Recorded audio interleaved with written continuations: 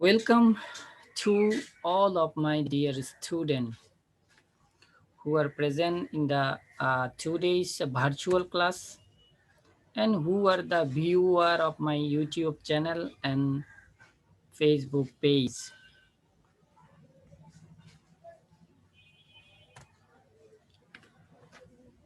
The class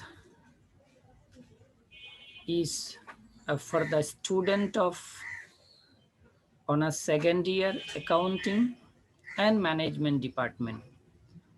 Also, it is designed for the student of 12 class subject business management and organization. It is also a student of A level group business studies. To the subject is a business communication in English. In the previous class, we have studied communication skill. That is chapter 8.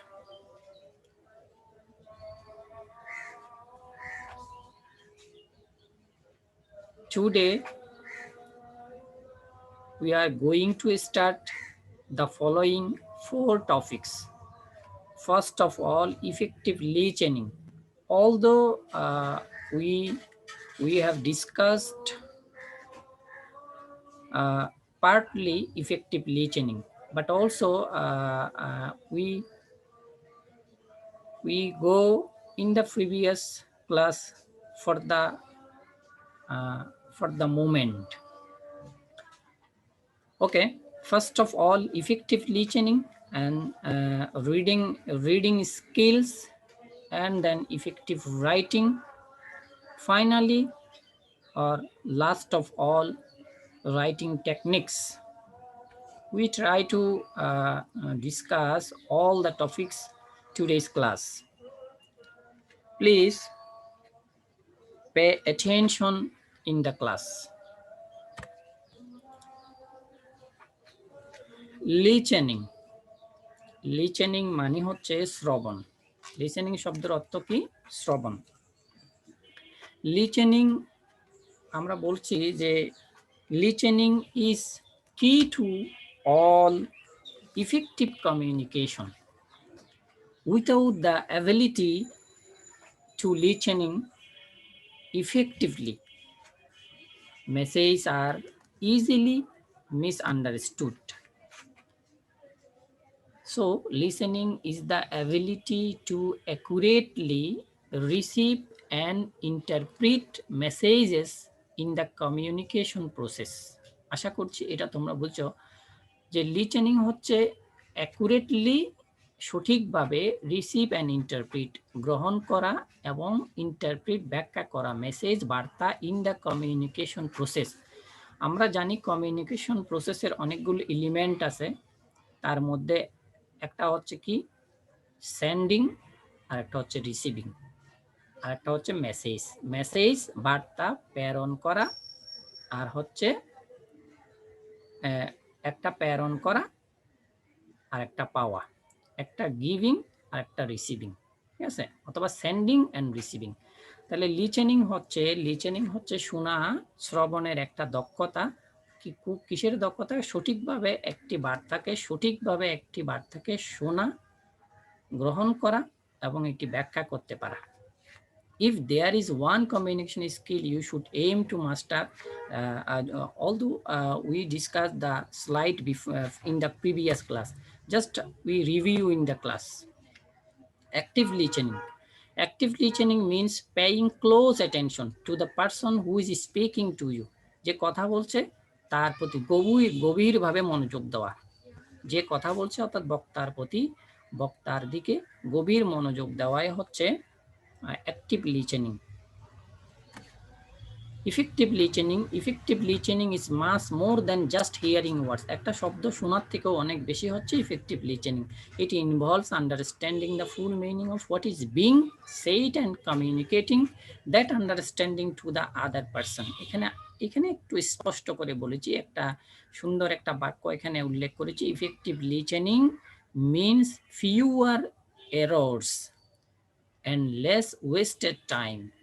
Effective listening কার্যকর শ্রবণ মানে হচ্ছে, কার্যকর শ্রবণ বলতে বোঝায় fewer errors মানে কম ত্রুটি, খুবই কম, সবচেয়ে কম ত্রুটি, কম ভুল, এবং লেস ওয়েস্টেড টাইম এবং কম সময়ের অপচয়। Effective listening requires concentration and the use of your other sense, not just hearing and word spoken. বলা হচ্ছে এখানে আরেকটা কথা, ইফেক্টিভ লিসেনিং কিন্তু অনেক বেশি। প্রথমেই বলা হয়েছে যে ইফেক্টিভ লিসেনিং শুধু শোনা নয়, এটা শোনার চেয়েও অনেক বেশি কিছু। তাহলে শোনার চেয়ে অনেক বেশি কিছু বলতে এখানে বলছে যে কনসেন্ট্রেশন, শুধু মনোযোগ না, শুধু মনোযোগ দরকার নয়। ইফেক্টিভ লিসেনিং এর জন্য রিকোয়ার্স কনসেন্ট্রেশন, শুধু মনোযোগ দরকার এবং the use of your other sense, এবং আমাদের অন্য সেন্সগুলো, আমাদের 5টা সেন্স রয়েছে, আমরা বলি চক্ষু, কর্ণ, নাসিকা, জিহ্বা ও ত্বক। এখানে শুধুমাত্র আমাদের সেন্স, এই সবগুলো সেন্স আমাদের 5টা পঞ্চ ইন্দ্রিয়কে শোনার ক্ষেত্রে কাজে লাগাতে হবে।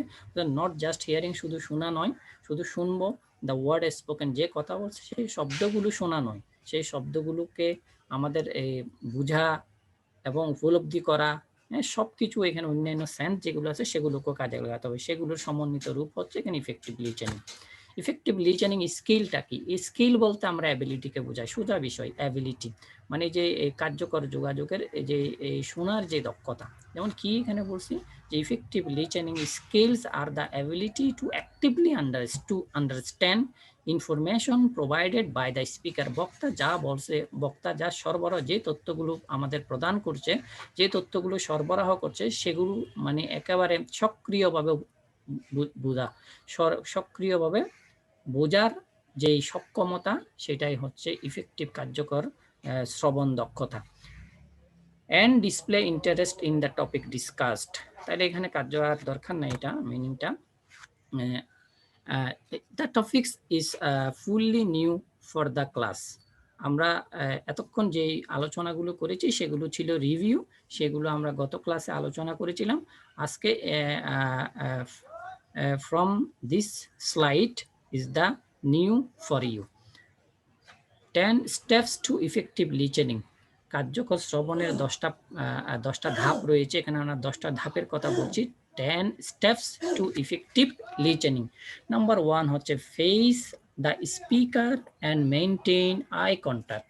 আমরা বাক্যটা বুঝতে পারছি, face the speaker, আমার যেমন এখন যে আমার অডিয়েন্স যারা আছো, আমার যেই স্টুডেন্টগুলো আমার ক্লাসে আছো, তারা আমাকে দেখছো, এবং আমি যিনি শ্রবণকারী যারা তোমরা, তোমাদেরও উচিত হচ্ছে তোমাদের ফেস টু ফেস কি করা, ফেস টু ফেস হওয়া, অর্থাৎ এবং অ্যান্ড মেনটেন আই কন্ট্যাক্ট, এবং দৃষ্টিকে কি করা, একজনের আই কন্ট্যাক্ট করা, চোখে চোখ রেখে কথা বলা। এটা হচ্ছে 1 নাম্বার স্টেপ। এটা হচ্ছে শোনার জন্য এটা সবচেয়ে গুরুত্বপূর্ণ, মানে বক্তা কি বলছে সেটা সক্রিয়ভাবে অর্থাৎ কার্যকরভাবে শ্রবণের জন্য সবচেয়ে বেশি গুরুত্বপূর্ণ হচ্ছে চোখে চোখ রেখে কথা বলা, অথবা যিনি কথা বলছেন তার দিকে তাকিয়ে কথা বলা। বি অ্যাটেন্টিভ, বি রিল্যাক্সড, বোঝাই যাচ্ছে keep an open mind. Step 4, listen to the words and try to picture that the speaker is saying. এটা একটু হয়তো তোমাদের বুঝতে একটু কষ্ট হতে পারে। Listen to the words, শব্দ শোনা, and try, এবং চেষ্টা করা, to picture, এটাকে চিত্রায়িত করা, what the speaker is saying, বক্তা কি বলছে সেটাকে মনের মধ্যে একটা মানে রূপ দেওয়া, মনে একটা রূপ দেওয়া। Don't interrupt and don't impose your solution. এই বিষয়টাও গুরুত্বপূর্ণ যে কি করা, এখানে নিজের সমাধান, আমি যেটা বুঝি সেটা অন্যের উপর চাপিয়ে না দেওয়া, ইম্পোজ না করা, আমি যেটা বুঝি সেটা অন্যের উপর, অর্থাৎ আমার সমাধানটি গ্রহণ করার জন্য চাপ প্রয়োগ না করা। ঠিক আছে। স্টেপ 6 হচ্ছে wait for the speaker to force to ask clarifying questions. Wait for the speaker to force to ask clarifying questions.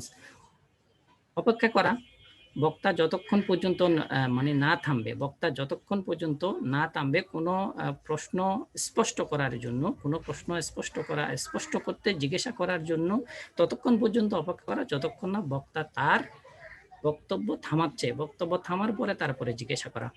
বক্তা যখন কথা থামাবে তখন কোনো প্রশ্ন না বুঝতে সেটি জিজ্ঞাসা করা। Ask questions only to ensure understanding. অহেতুক প্রশ্ন না করা, শুধুমাত্র আস্ক কোয়েশ্চেন, শুধুমাত্র প্রশ্ন করা, অনলি টু এনশিওর আন্ডারস্ট্যান্ডিং মানে বোঝাটাকে নিশ্চিত করার জন্য। যেটা আমি বুঝি নাই, সত্যিকার অর্থে আমি বুঝি নাই, যেটা আমি বুঝি নাই সেই বিষয়টা নিয়ে প্রশ্ন করা। অহেতুক প্রশ্ন করে বিরক্ত না করা বা অহেতুক প্রশ্ন না করা। Try to feel what the speaker is feeling. দেখো খুবই গুরুত্বপূর্ণ একটা বিষয় যে ট্রাই টু ফিল, অনুধাবনের চেষ্টা করা, অনুভূতি আনার চেষ্টা করা, what the speaker is feeling মানে বক্তা যেটা অনুভব করছে। বক্তা কি অনুভব করছে, বক্তা যেটা অনুভব করছে মানে বলার সময় তার অনুভূতি যেমন, সেই অনুভূতিটা নিজের মধ্যে আনার চেষ্টা করা। Give the speaker regular feedback মানে নিয়মিত, মানে আমি যেমন কথা বলছি যে হ্যাঁ, জি, হ্যাঁ, জি, এই ধরনের রেসপন্স করা। তো গিভ দ্য স্পিকার বক্তাকে কি করা, নিয়মিত ফিডব্যাক দেওয়া, প্রতিক্রিয়া জানানো যে আমি আছি, আমি আপনার কথা শুনতে পাচ্ছি। এটাও একটা ইফেক্টিভ লিসেনিং এর গুরুত্বপূর্ণ ধাপ। পে অ্যাটেনশন, মনোযোগ দেওয়া টু হোয়াট ইজ সেইড, কি বললো, টু নন ভার্বাল কিউস।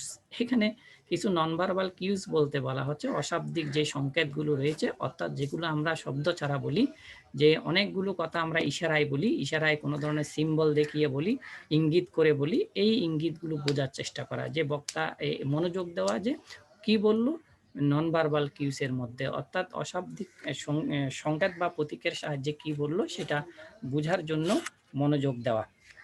আশা করছি আমরা 10টা স্টেপ বুঝেছি। হ্যাঁ, এগুলো আমরা শ্রবণের ক্ষেত্রে অর্থাৎ কোনো বক্তব্য শোনার ক্ষেত্রে আমরা এই ধাপগুলো অনুসরণ করার চেষ্টা করব। Try to follow this steps to listen. Now reading skill. Sorry, reading skills আমরা বলছি reading skills refers to the ability to understand written text. এখানে কি বলছি আমরা, এর সহজ বিষয় যে রিডিং স্কিল আর abilities that pertain to a person's capacity to read, comprehend, interpret and decode written language and text। সোজা বিষয় যদি বলি, একেবারে সংক্ষেপে যদি বলি, রিডিং স্কিল কি, ability to read, interpret and decode any written language or read or printed text।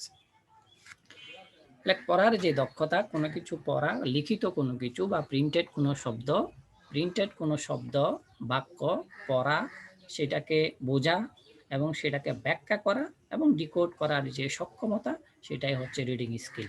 Reading skill is the ability of an individuals to read.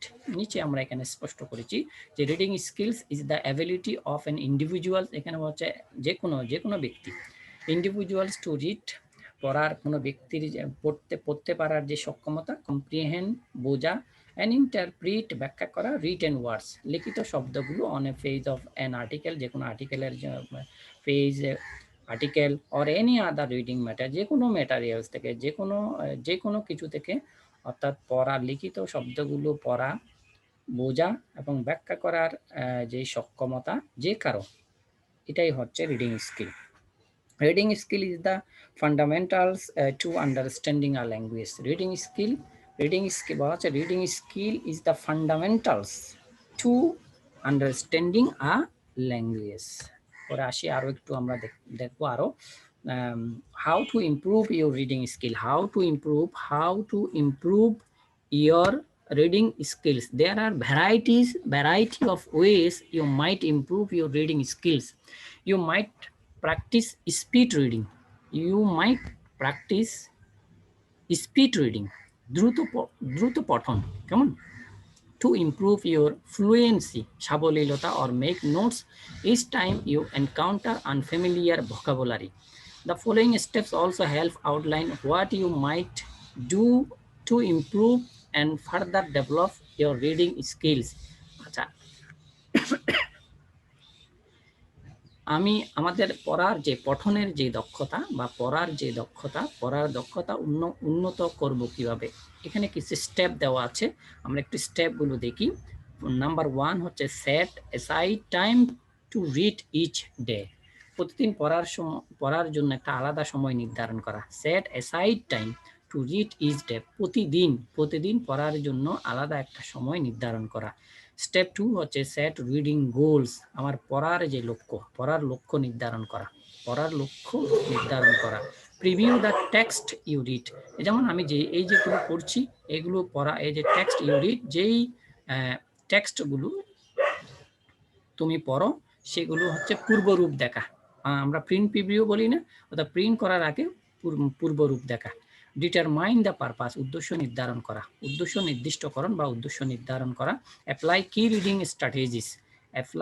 Reading strategies, মানে কৌশলগুলো, পড়ার এই যে কি কৌশল কতগুলো আছে না, মানে কতগুলো গুরুত্বপূর্ণ, যেগুলোকে আমরা বলি একেবারে চাবি আর কি, চাবিকাঠি। কি মানে চাবি, মানে একেবারে প্রধান যেই পড়ার যেই কৌশলগুলো আছে সেগুলো অ্যাপ্লাই করা, সেগুলো প্রয়োগ করা।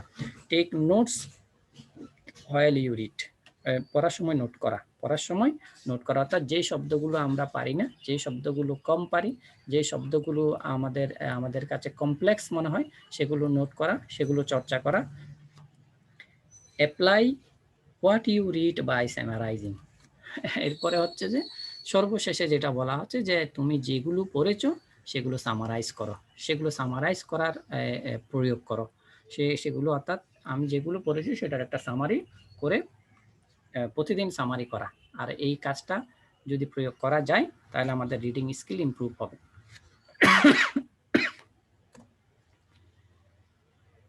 6 essential skills for reading success, এটা আরেকটা বিষয় বলা হচ্ছে যে আমাদের এখানে 6টা মানে অপরিহার্য দক্ষতার কথা বলা হচ্ছে, যে আমরা যদি পঠনের ক্ষেত্রে, পড়ার দক্ষতা বাড়ানোর ক্ষেত্রে বা পড়ার যে সফলতা, পড়তে পারার যে সফলতা, সেটার জন্য 6টা গুরুত্বপূর্ণ অপরিহার্য স্কিল বা দক্ষতা আমাদের দরকার।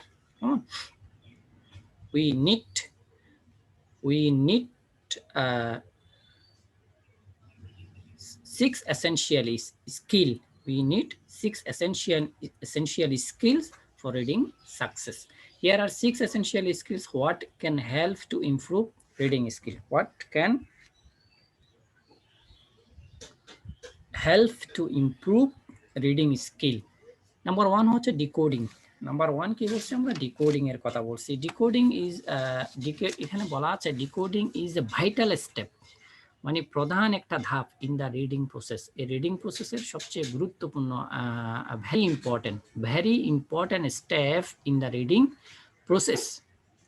হোয়াট ইজ ডিকোডিং, তাহলে ডিকোডিং কি আমাদের একটু বুঝতে হবে। ডিকোডিং ইজ আ কি স্কিল, ডিকোডিং ইজ আ কি skill for learning to read, যে পড়া শেখার জন্য, মানে রিডিং পড়া শেখার জন্য সেটা হচ্ছে একটা কি স্কিল, প্রধান একটা চাবি দক্ষতা বা চাবিকাঠি বলতে পারি আমরা।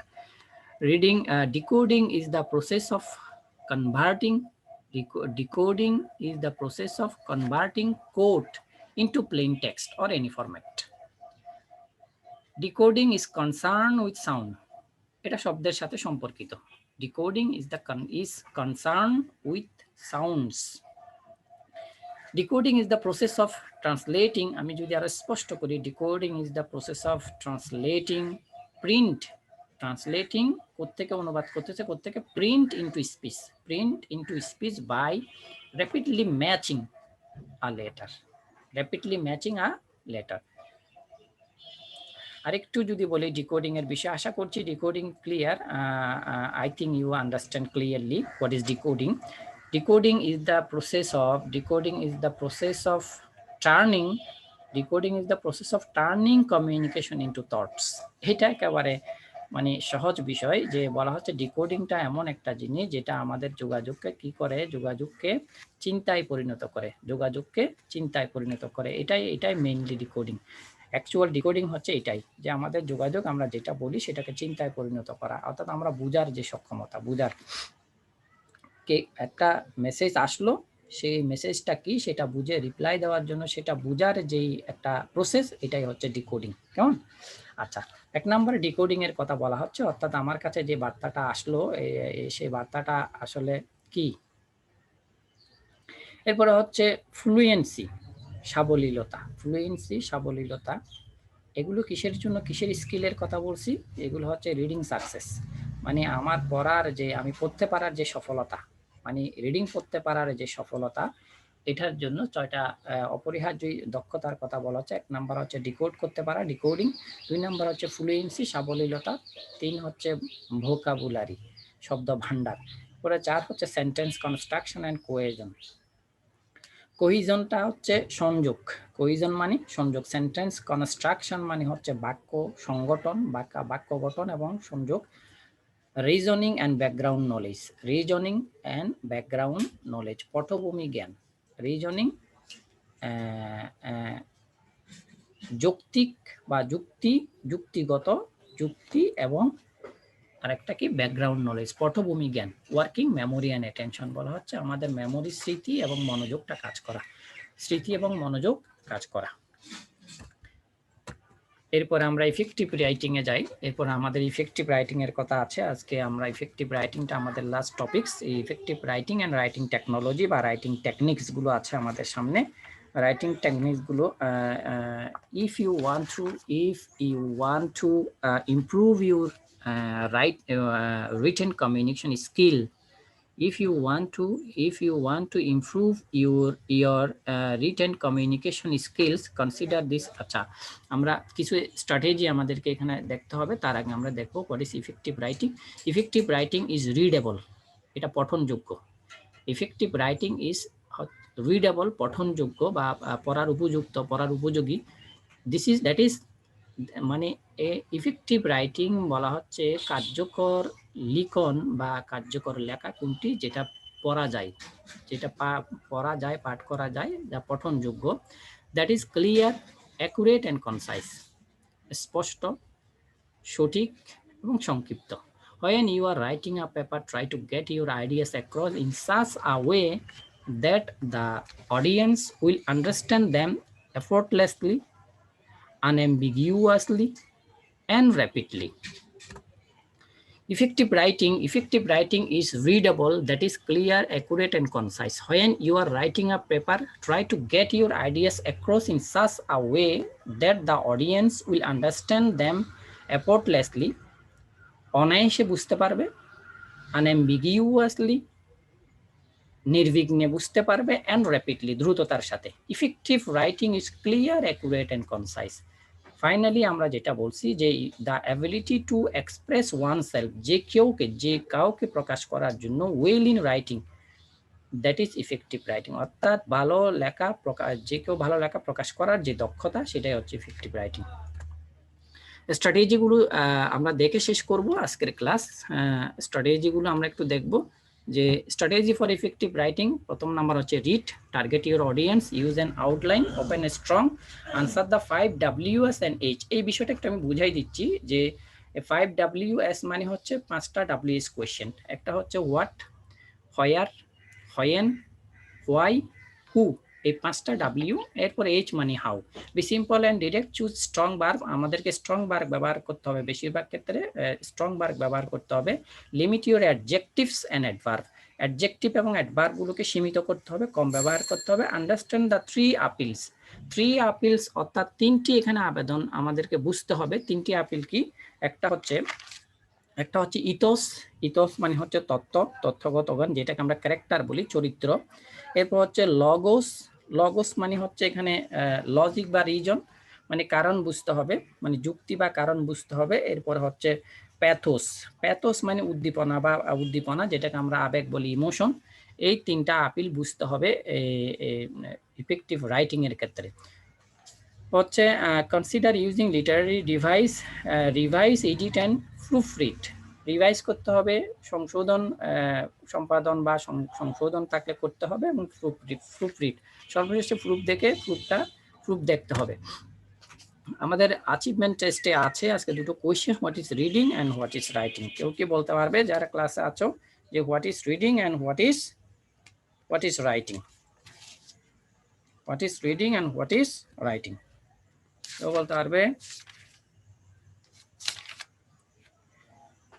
আমি একটু শর্টলি বলে দিই। Reading is the process of looking at a series of written symbols and getting meaning from them.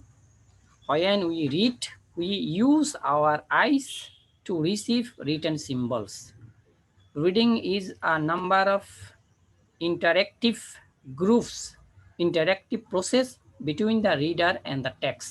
এটা একটা একদম শর্ট ডেফিনেশন, যে reading is a number of interactive process. মিতস্ক্রিয়া, এটা একটা মিতস্ক্রিয় প্রক্রিয়া। মিতস্ক্রিয়া কিসের সাথে? বিটুইন, মধ্যে, the reader and the text, পাঠ এবং পাঠকের মধ্যে একটি মিতস্ক্রিয়তা। Reading is the act of looking at printed words. এরপরে আমরা second question, what is writing? Anyone can say what is writing or definition of writing? Nobody responds me. Anybody? Okay. Writing is the process of using symbols. Using বলছি যে writing is the process of using symbol, প্রতীক ব্যবহার করার যে একটা প্রক্রিয়া। প্রতীকগুলো কি কি? Letter of the alphabet, punctuation and the space to communicate thoughts and idea. আমাদের চিন্তা এবং আমাদের ধারণাগুলো যোগাযোগ করার ক্ষেত্রে যে আমরা যেগুলো ব্যবহার করি, যেমন রাইটিং এর ক্ষেত্রে দু ধরনের রাইটিং আছে, একটা হ্যান্ড রাইটিং, একটা টাইপিং। টাইপিংটা হচ্ছে হ্যান্ড রাইটিং এর ক্ষেত্রে আমরা ব্যবহার করি পেন অ্যান্ড পেন্সিল। আর generally we write using a pen and pencil, যেটা for handwriting, and or keyboard ব্যবহার করি টাইপিং এর জন্য। for using keyboard for handwriting. Okay, finally homework. This is homework for you. Two questions here. Basic reading skill and essential reading skill. Difference between basic reading skill and essential reading skill. And second, effective writing and good writing. Difference between effective writing and good writing. Thank you very much. That's all for the time being. Thank you very much.